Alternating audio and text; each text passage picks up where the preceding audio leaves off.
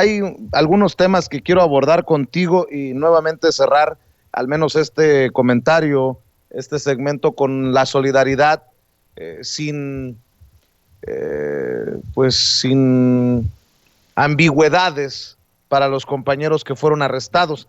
Déjame proponerte este tema. Anda muy activa Margarita Zavala.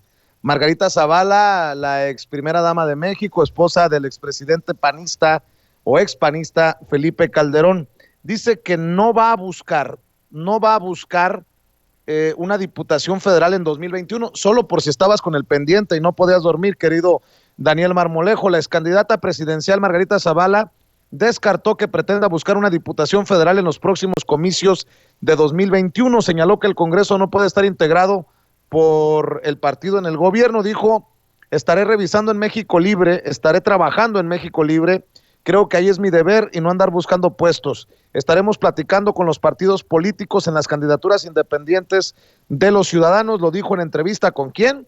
Pues con el vocero de los malandros, Ciro Gómez Leiva. Pero eso sí, como anda tan activa, la ex candidata señaló, acusó a un magistrado del Tribunal Electoral del Poder Judicial de la Federación, José Luis Vargas, quien se convirtió en contraparte en la decisión de otorgar o no el registro a México Libre como partido político. Dijo que se trata de un turno sospechoso en el que tocó a la organización la mala suerte de que fuera Vargas quien tomara el caso y lo acusó de corrupción. En su columna del periódico El Universal, Margarita Zavala Gómez del Campo resaltó que 3 casos han caído en manos del magistrado: el juicio de validez de la elección a gobernadora de Puebla, la revocación de la multa a Morena por el fideicomiso para damnificados y México Libre. Y casualmente los 3 casos le fueron turnados a un solo magistrado, dice José Luis Vargas. En los 3 resolvió utilizando criterios inconsistentes e incongruentes. Lo que se dijo alrededor de estos casos en términos de corrupción ameritaba una investigación, pero nadie la hizo. Vaya que se andan ardidos todavía Margarita Zavala y Felipe Calderón, Daniel. Vicente, fue un 4-3, o sea, imagínate, estos no terminan de lamerse las heridas, fue un 4-3, significa también que ellos tenían cuadros posicionados que estaban obviamente haciendo una operación dentro del tribunal para favorecerlos, o sea, fue una mínima diferencia, fue un 4-3, pues cómo no les va a doler, Vicente. Pero ellos son los constructores del concepto corrupto haya sido como haya sido. Así tal mal dicho como lo dijo Calderón en Televisa. Ellos fueron los que edificaron esta tropelía y fue el Tribunal Electoral en el año 2006 el que avaló la impunidad electoral. Entonces, bajo esa tesitura, no tendrían por qué estar en una posición de violentación de un resultado, de sentirse defraudados.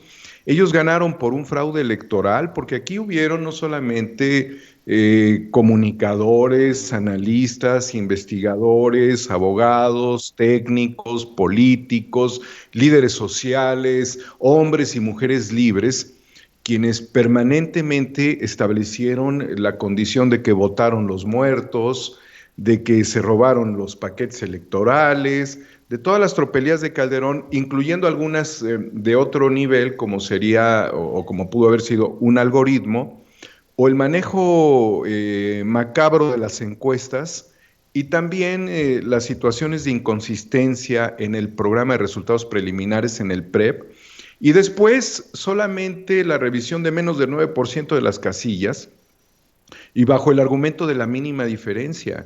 O sea, lo que los Calderón Zavala le han hecho a este país, después de todo esto, llevarlo a la condición de la violencia y que, como manifesté yo, tan solo hasta el año 2009, cuando viene el golpe a la compañía de Luz y Fuerza para lavarse la cara, ya había traficado 49,000 kilogramos de cocaína, Genaro García Luna, y además tenían ellos la advertencia 2 años, 5 meses antes del general Ángeles de que todo esto que estaba haciendo García Luna, pues era bajo conocimiento de que era un narcotraficante y lo que estaba sucediendo era un área de oportunidades para el Calderonato, y 11 meses de que había muerto Juan Camilo Mourinho en un accidente que nada nos cierra a los mexicanos desde entonces.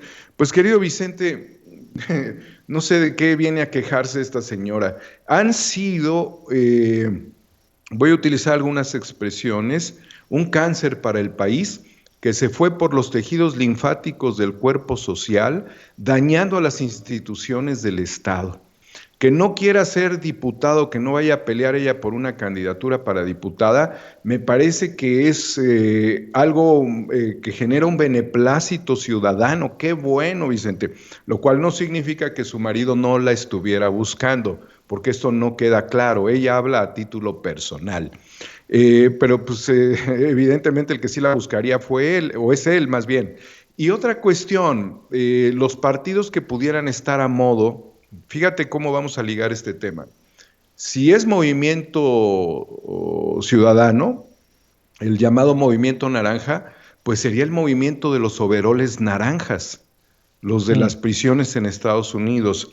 Esto ya anticipa una derrota cultural, política y cultural al partido de Dante Delgado. O sea, no le conviene que lo estigmaticemos como el movimiento de los overoles naranjas, con Calderón bailando y los niñitos cantándole. Ese es el primer aspecto. Pero segundo, habría que vincular todo este tema con lo que estaría sucediendo en el caso de Rosario Robles también, Vicente. Recordemos que el Bester Gordillo creó su partido político, el PANAL, que le dio también ciertos votos corporativos del magisterio a Felipe Calderón, y que ella realizó una operación con algunos gobernadores. Está la comunicación con Eugenio Hernández, que está preso, el ex gobernador de Tamaulipas, pero no fue nada más con él, fue con el magisterio.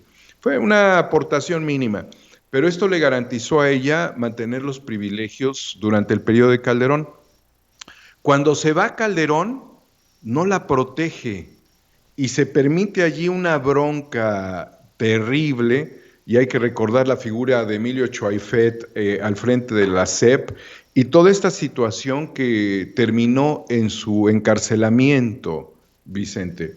La realidad de ella es absolutamente frustrante de sexenio a sexenio. Es exactamente la misma realidad frustrante de Rosario Robles de sexenio a sexenio. Caen en los mismos márgenes de pues, ir a prisión. Ahora viene Emilio Cebadúa, quien asegura que tiene información contra Rosario Robles por la operación de la estafa maestra, y que la información también llega a Enrique Peña Nieto. Emilio Cebadúa era un cuadro del Bester Gordillo. Entonces, a través de Rosario Robles pudiera haber un ajuste de cuentas políticos, de acuerdo a los planteamientos que te vengo señalando de este proceso histórico que ha terminado en el encarcelamiento de dos mujeres muy poderosas. Emilio Cebadúa anticipa que tiene esta información y se vuelve prácticamente un personaje que estaría promoviéndose como testigo protegido o testigo colaborador. Esto implicaría pues ya una serie de acciones de la justicia, pero aquí también contigo señalamos de manera permanente tanto la lentitud de la Fiscalía como a este personaje Emilio Cebadúa. Yo creo que le estaba ya llegando el momento, hubo mucha resistencia, pero estaríamos ya hablando de una ruptura dentro del núcleo duro de la estafa maestra, de tanto Cedesol como Sedatu, y de toda la orquestación que hubo en el país, en universidades, en diferentes empresas, que no podían cumplir con los recursos y con las actividades y justificar los recursos que estaban recibiendo en México, en distintos estados. Más de 5,000 millones, no sé la cifra precisa, se puede indagar al respecto. Pero bien, Vicente, este fenómeno de ruptura pudiera llevar también la línea hacia Felipe Calderón.